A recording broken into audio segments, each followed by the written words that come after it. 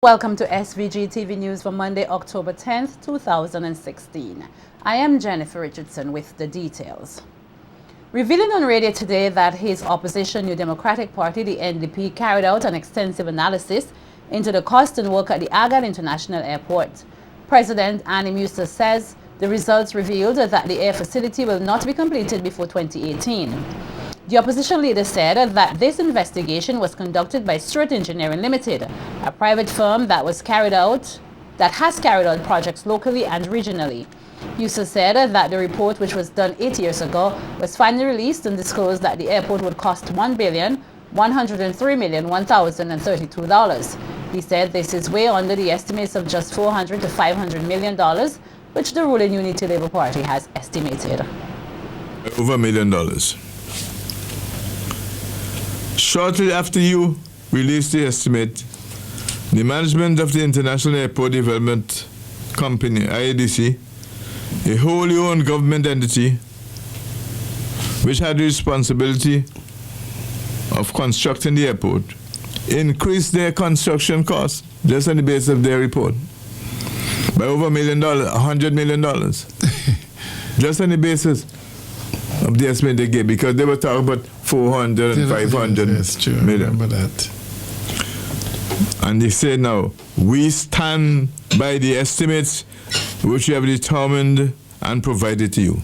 What they're saying, they're standing by what they said to us 8 years ago in terms of what the airport will cost.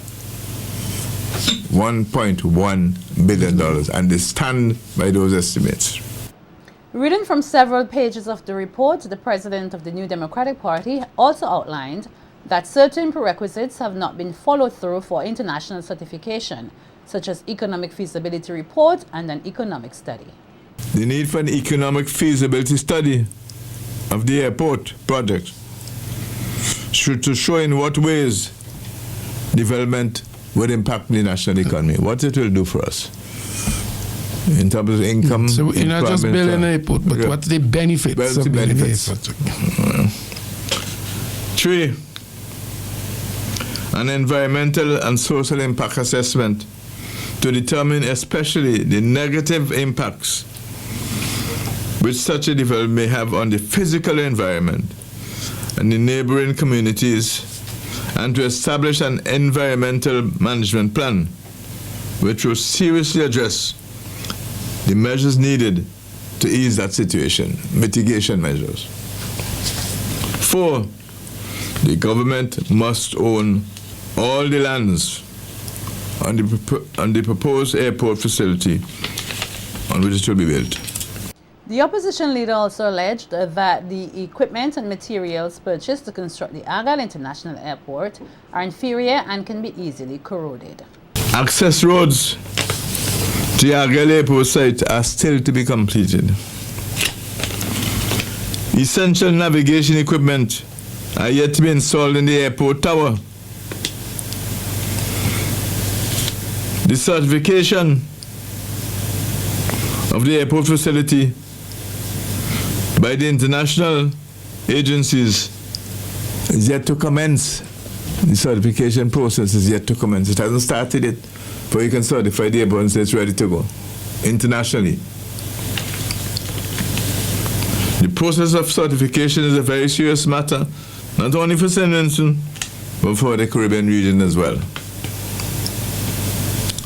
It is our considered professional opinion. I want to listen to this. It is our this is the 13th point. It is our considered professional opinion that the airport cannot become operational before December 2018. According to Mr. Eustace, this was an updated report he received late September 2016. Stakeholders in the local financial sector need to work together in order to mitigate the effects which de-risking will have on the sector. That's according to Country Manager for First Citizens Investment Services, Norlann Gabriel, as she spoke on Sunday's edition of NBC Radio's Views and Issues program, where the panelists discussed the possible impacts de-risking can have on the local financial sector. De-risking is where financial institutions choose to close accounts or relationships with institutions which they perceive as high risk. Chartered accountant Ruben John said if international financial institutions decide to end their relationships with local institutions, banks may be forced to close various business accounts, which can have a negative impact on the economy.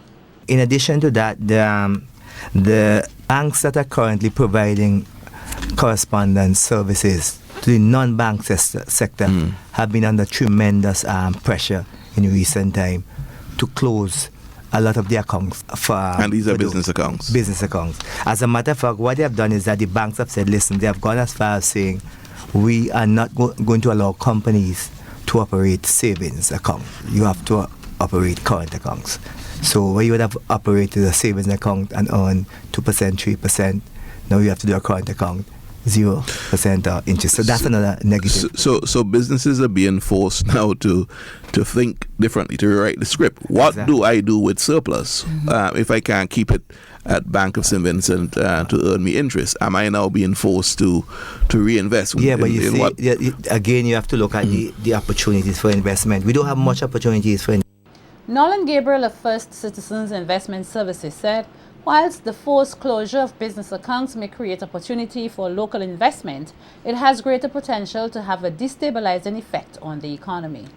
For a company in particular, you have to be very careful of what you invest in because, you know, it's shareholders' money. If you're listed, you know, even if you're not listed, the owners, it's somebody's money. Right. So you have to assess what the opportunities are. You just can't say, oh, I'm going to do this. Now, if you think about it, if we have this, I consider it a crisis. If we have this crisis occurring and there are impacts to our economy, to our population, does that make it a great place to do further investments? No, it doesn't. Not necessarily. No. Not necessarily.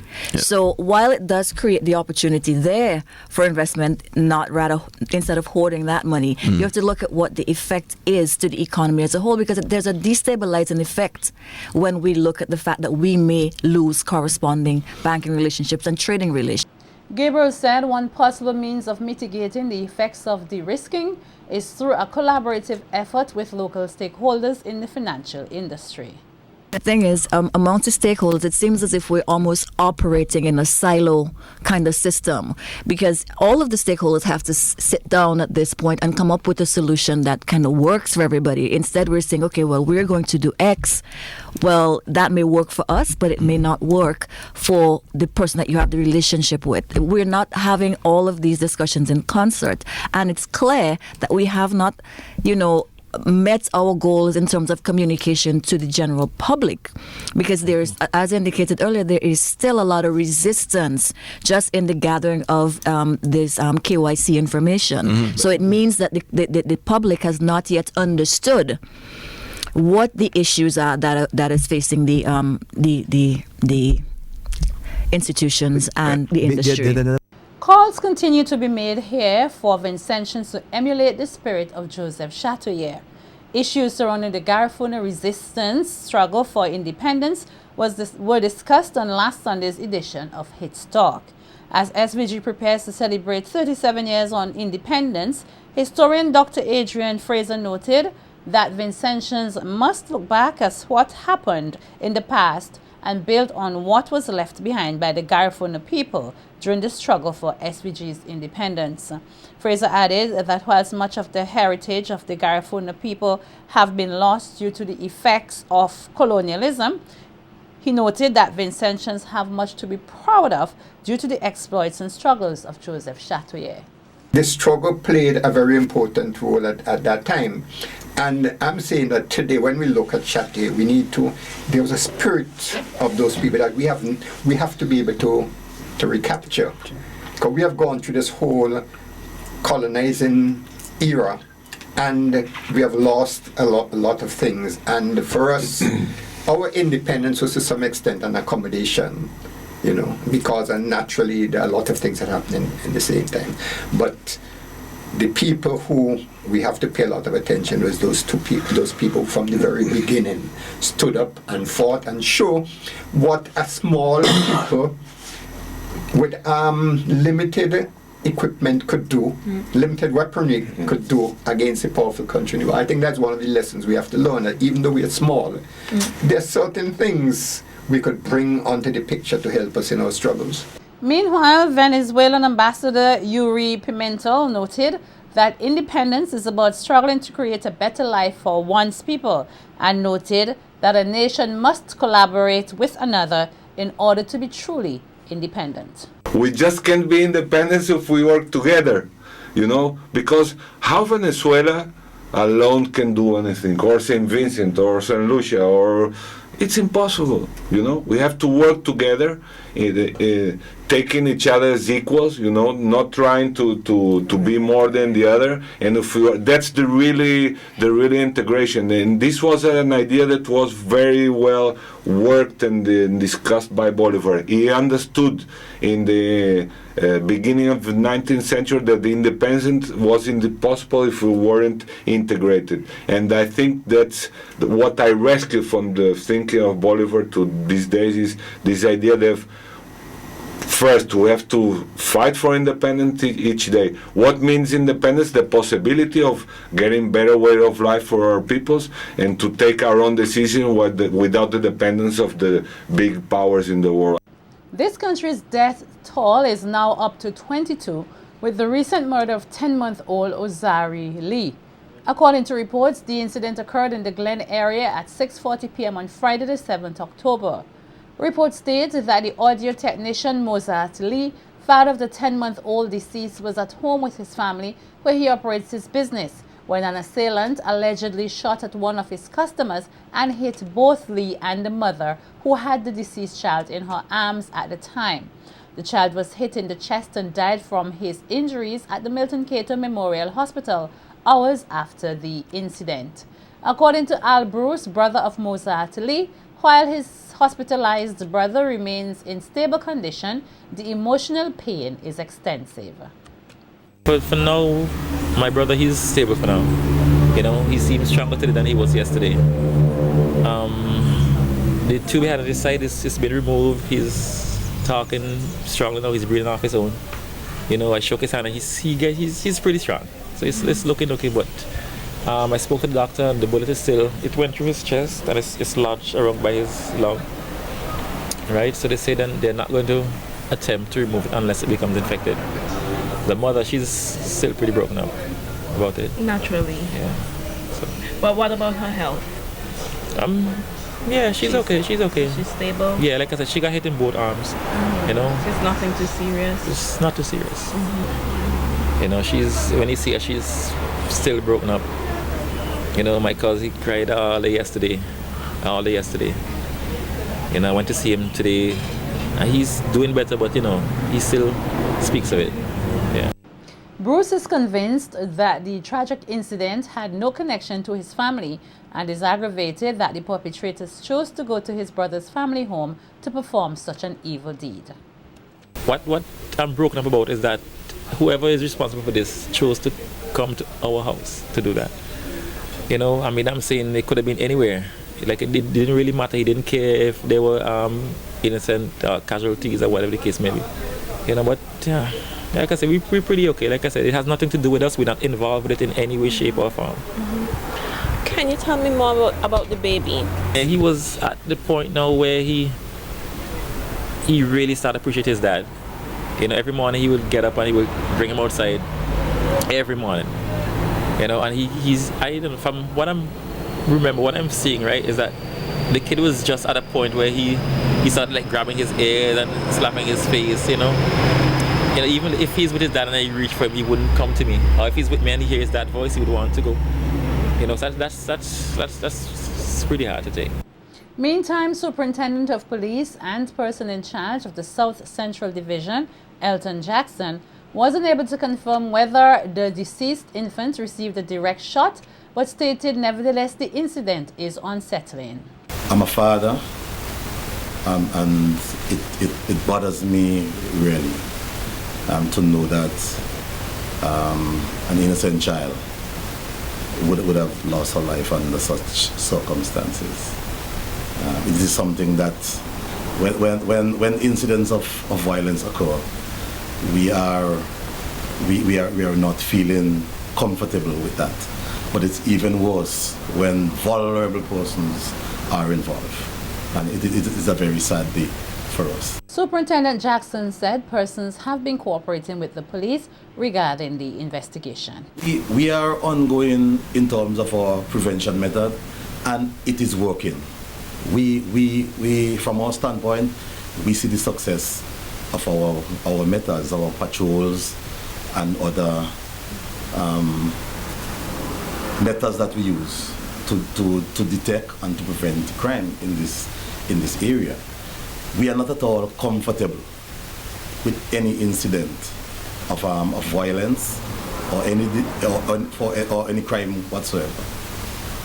But what we are asking persons to do is that when incidents occur, to cooperate with the police, because if we have detection in place and we are successful in detection, then that will also act as a deterrent to would-be offenders. Okay, so we are not saying this to feel comfortable that incidents of this nature will occur, not at all. Meanwhile, SVGTV News was reliably informed that 2 persons are in custody assisting with the investigations. They're Martin James, better known as Jason, and Ricardo McPhee, also known as Shrek, both from the Villa area. Celebrating a unique Vincentian tradition, 2016 the best ever. That's a theme under which the 2016 Nine Mornings Festival will be held from December 16th to the 24th in various communities across SVG. As they continue to prepare for this year's festival, the SVG Nine Morning Committee held the first of its community meetings last Saturday, October 8th, 2016, at the Peace Memorial Hall, aimed at engaging major stakeholders and community groups in the planning of the festival. Noting that this year marks 17 years since the revival of the Nine Mornings Festival, Deputy Chairman of the SVG Nine Mornings Committee, Lennox Bowman, expressed his hopes of having greater collaboration between stakeholders and communities in making the festival even better. Funding is always an issue, and it probably is an issue now more than ever. If you think it's an issue for you at the community level, it's also a great challenge for us at this level. But we have continued to hit the pavement to go selling the benefits of Nine Mornings and our Christmas festival to the corporate sector. And in quite a few cases, we've been able to get reasonable results from them. In a few cases, better than reasonable results, and that's why we are able to fund the festival to the extent that we can fund it. This is we think. We have a responsibility, not just to this generation, but to future generations to keep it, and I don't believe that your hard work and your hard effort will go unnoticed. Commending the work of the Nine Mornings Committee as well as the various communities in ensuring that the festival continues to thrive, Minister of Culture Sister Elton Mackey noted that the festival continues to grow by leaps and bounds. By the declaration of the international media, our Nine Mornings Festival is recognized as one of the best anywhere in the world. And St. Vincent and the Grenadines is recognized as one of the best countries to be anywhere in the world for December of any year. Because we would have moved Nine Mornings from the traditional church-going, sea-bathing, walks, a fete here and there, to what it is now. But we cannot take this for granted. We cannot underestimate the potential of the Nine Mornings product to the promotion of the destination St. Vincent and the Grenadines. Highlighting numerous investments and projects which will increase visitor arrivals to SVG, the minister further urged all stakeholders to continue their efforts in developing SVG's culture and tourism product in order to maximize opportunities. We have to ask communities to lift their game even further in terms of their activities in the particular communities. so that when the persons come to our shows and attend these activities, we recognize them as far as possible, and we'll share with them the cultures in the communities. So in other words, we have to pay even more attention to the packages that we put on. We have to work with the artists that would appear on our programs to ensure that they understand that this is not just about coming on stage, but this is promoting the different aspects of the community and aspects of St. Vincent and the Grenadines. Because we know that the 9 Mornings platform has been used to develop cultural artists across St. Vincent and the Grenadines. Let us do it even more. And celebrations for the 40th anniversary of Vincy Mas, another of SVG's premier festivals, are set to begin as early as January 2017. That's according to Minister of Culture Cecil Sesmaki in his remarks at the Carnival Development Corporation's 2016 prize-giving ceremony, as he highlighted some of the measures being taken by his ministry and the CDC to further enhance the June-July festival. Urging all stakeholders to lift their game, as the 2017 celebrations will be nowhere similar to the usual carnival festivities. Mackey made note of plans to have launches of the festival in the region and the diaspora. And we are going to work through the 3 university campuses, Barbados, Trinidad, Jamaica, but we're also going to target some of the other Caribbean islands as well. And we're going to start as early as when they are doing their independence celebrations in October. So we'd have various government ministers who would give addresses in Canada, in the USA and the UK, and we're going to utilize that opportunity for these large gathering of Vincentians and other nationalities as well, for us to ask them to focus on the 40th anniversary and to come down to be part of the celebrations with us as we go forward. And we hope that we'd have activities that will run from January to April, featuring all of the various components of Carnival. And of course, in May, we'd have the usual launch of the festival, where we'd go then into the climax of Vincy Mas for 2017. Stressing the importance of innovation and creativity as they prepare to take Vincy Mas to the next level, Minister Mackey pointed out some of the activities they have planned to promote the 40th anniversary of one of SVG's premier festivals.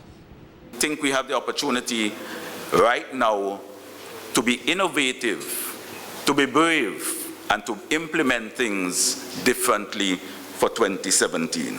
We want to have a 40th anniversary song competition, so that we'd use this song to assist with the promotion and marketing of the 40th anniversary of Vincy Mas in June, July. They've already got the commitment from the Vincentian Publishing Company, and we'll have a 40th anniversary magazine that will come out also very early as we showcase and highlight what would have transpired over the 40-year period of Vincy Mas. We hope to work through the rural carnivals to have them incorporate activities that will showcase and feature some of the aspects of the 40 years of Vincy Mas.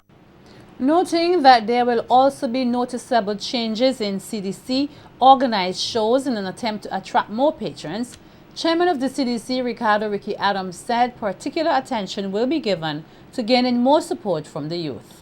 And we're going to focus on development in 2 areas. We're going to focus on development in terms of the components, and I'm very happy that the Calypso Association has already started having their symposium, and they're coming forward with a 4-year development plan, and we hope to be able to participate in allowing them to follow that plan. And we look forward to Mas doing the same, we look forward to PAN doing the same. And we're looking at development of the youth, because as demonstrated by Said Bowman a little earlier, we have fantastic talent among our youth. It is how we can channel that talent and not lose them to some of the other areas with which they may become, interested, the sports and the social media, etc. But to continue to have them develop the talent that they have and the creativity in the cultural aspect of things.